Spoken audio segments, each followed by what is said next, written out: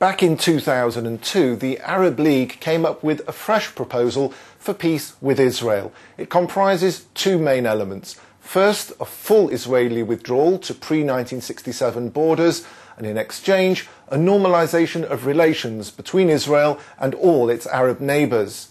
Israel has said it views the idea as a possible basis for talks, and in July of 2007, a unique meeting, delegates from the Arab League in Jerusalem for talks with their counterparts.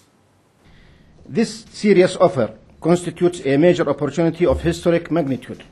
It will provide Israel with the security, recognition, and acceptance in this region, which Israel has long aspired to.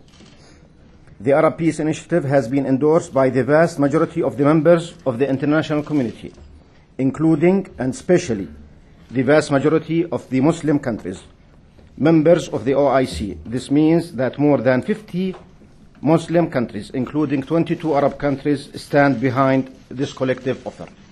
We are not called upon to negotiate on behalf of the Palestinians. We will be helping both the Palestinians and the Israelis to negotiate amongst themselves, aiming at reaching that destination, the emergence of the Palestinian state that lives side by side with Israel, in peace and security for both.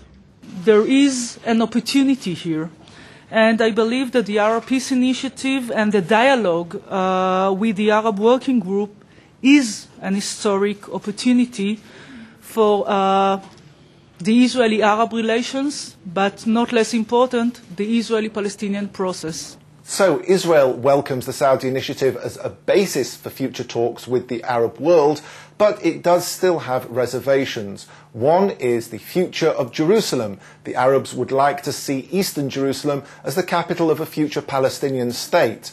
And the Arab League is insisting on a fair solution to the problem of the Palestinian refugees and their right of return.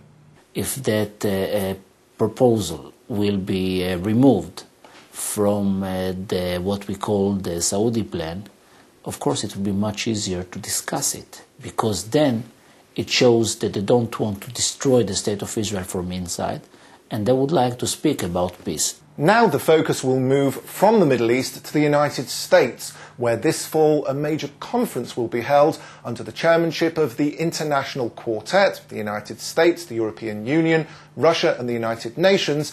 Israel and the Palestinians will attend.